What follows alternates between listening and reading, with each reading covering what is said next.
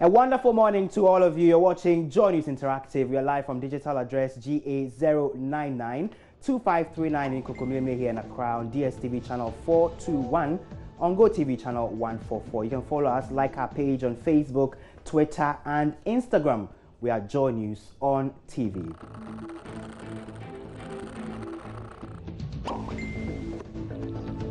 Let's begin today's edition with some rather disturbing story. And this year's mass law school entrance exam failure has prompted calls for review of a selection and assessment structure for pursuing law.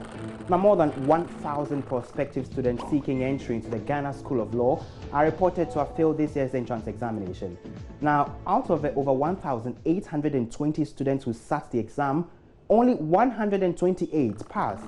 Now that is some alarming statistic there. Many questions are being raised about what happens to the over 1,000 others who have failed. We'll go into some of your comments and messages on this shortly. But first, listen to this call line to the Super Morning Show on Joy FM who has twice failed at entering the law school. I've written the exam before. Oh, okay. I've actually written 2 times. Yeah, what? And I have a colleague who has written 6 times. 6 times? Yes. I mean... And this was a first-class student. Now, this year you are talking about 128 students passing out of 1820. You know why? They expected that a lot of people will be repeating. So if a lot of people repeat, this 128 will meet them to make up the number to about 400, 500. And that's what's happening. Then, look, when I failed the first time, I went to Kenya School of Law. In their brochure, they have the courses, they have the pass mark, they have what you are expected, they have where you have complaints, etc., etc. Professor Lumumba, he operates an open door policy. You don't even need to knock. You just walk in. And this is my issue. People who are talking today, if they should go and write that exam that we are talking about, my brother, they won't get one. And these are the very people who are administering. Look, if you have somebody who is 80 years, 70 years, thinking for a generation of 23, this is the sort of thing you are going to have.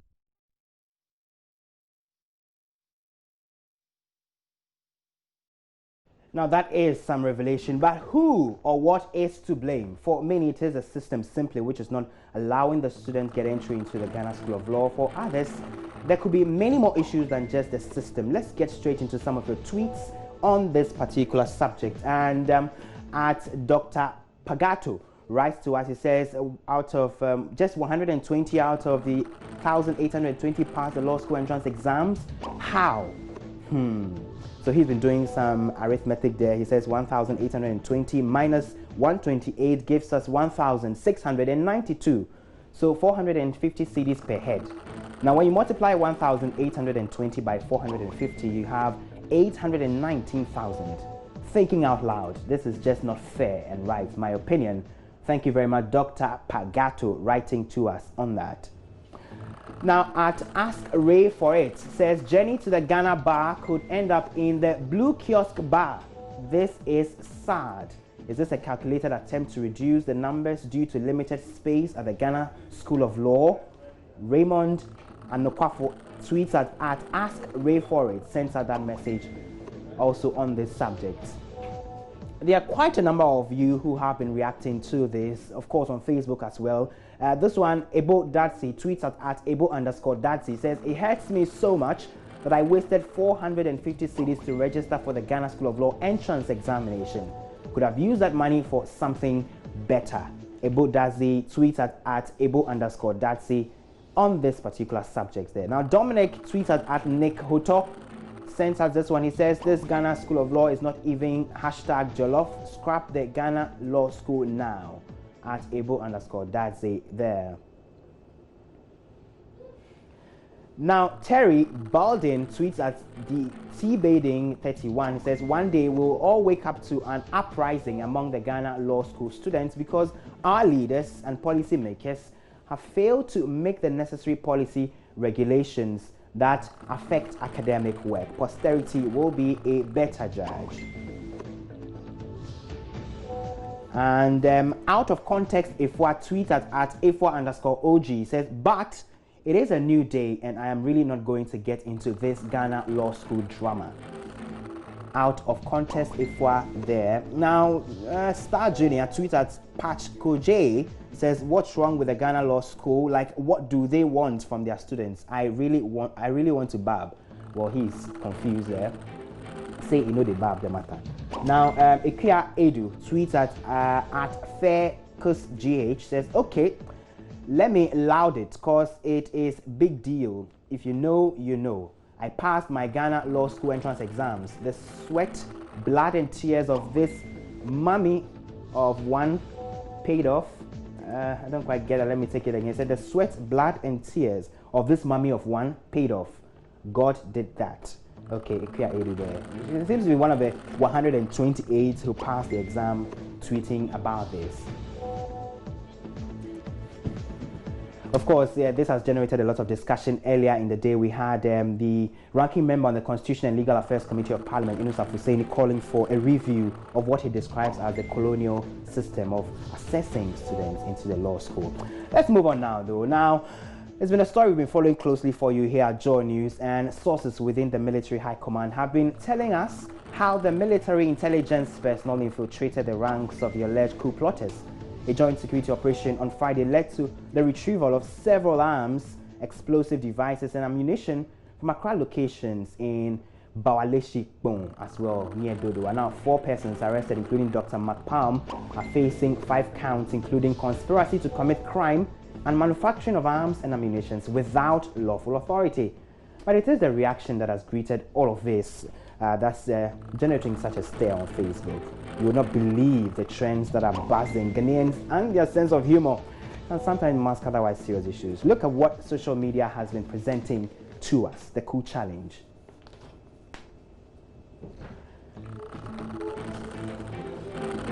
So individuals participating in this challenge essentially have to gather a few implements and equipment, sort of mimicking, you know, the items that were retrieved at the Citadel Hospital and the home of Dr. Palm, which we are told were supposed to be used to plot an attempt to destabilize the country. So on this, you see a fork, you see a knife, you see a bottle of some substance, and some wires and cords.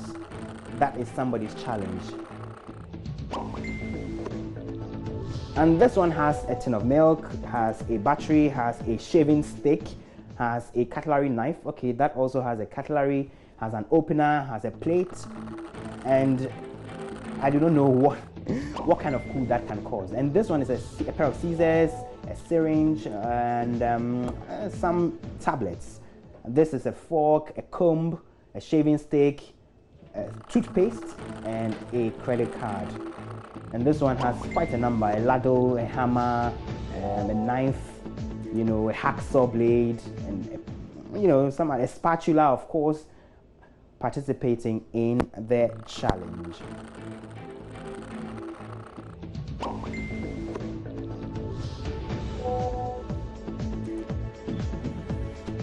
So that is what social media has been presenting to us for the past 2 days, the coup challenge. It doesn't look like it is going to go away anytime soon because this story is still developing.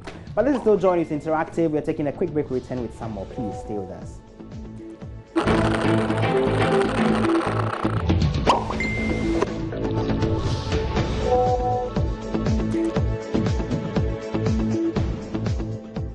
You're welcome back to JoyNews Interactive here on the JoyNews channel with me, Komla Adum. Now, let me show you some rather disturbing photos that have been making rounds on Facebook.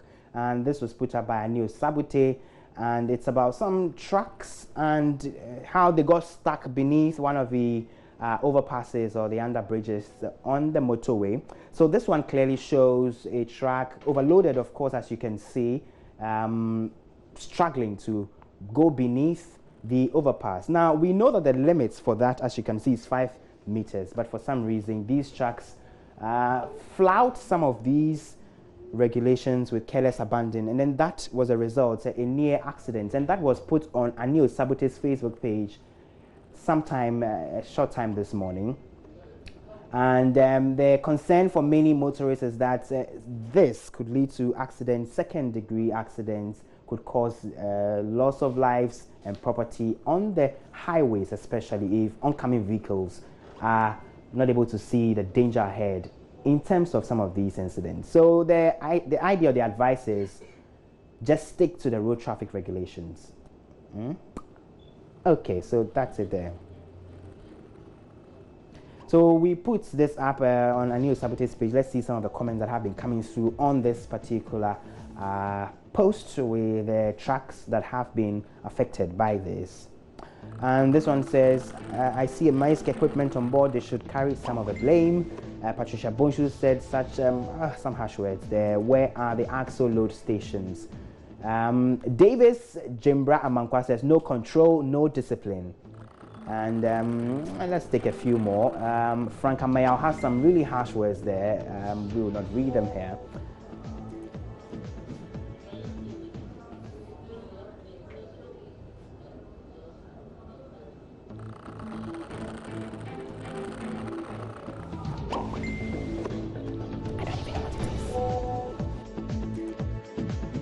So those are some really harsh comments for motorists who continue to flout road traffic regulations on many of our roads. Now, of course, it's Wednesday. We have some nuggets of wisdom for you on Wednesday Wisdom.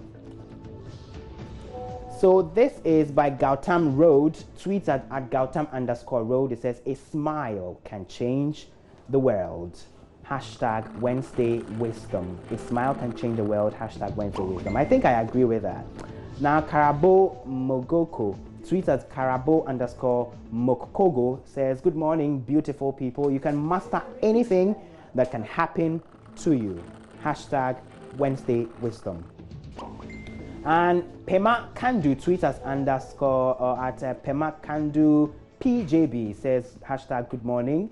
The goal is not to be better than the other man, but your previous self. Hashtag Dalai Lama. Hashtag Wednesday Wisdom. And Yasmin_Solhi tweets at Solhi Yasmin says, watch out for your friendships. No one can become friends. Hashtag Wednesday Wisdom. And Solina Clark tweets at Narcissus Smell says, people often hate those things which they do not know or cannot understand. Hashtag Wednesday Wisdom. That Swansea Stone Dog he tweets at Stinky Pen Dog says, you can't trick an old dog to teach. No, hang on, you can't teach a new dog to be old. That's not right. You teach new dogs, I trick old dogs. That's all you do. Hashtag Wednesday Wisdom. I laughed that one. Now, Penguin Books UK tweets at Penguin UK Books says, read everything. Trash, classics, good and bad, and see how they do it. Then write. If it is good, you'll find out. If it is not, throw it out of the window. William Faulkner, born on this day in 1897. Hashtag Wednesday Wisdom. So those are some of your nuggets of wisdom on a beautiful sunny Wednesday in the Ghanaian capital, Accra. And I particularly love this one from Penguin Books UK. Read everything he says. Trash, classics, good and the bad, and see how they do it. And then write. If it is good, you will find out. If it is not, throw it out of the window.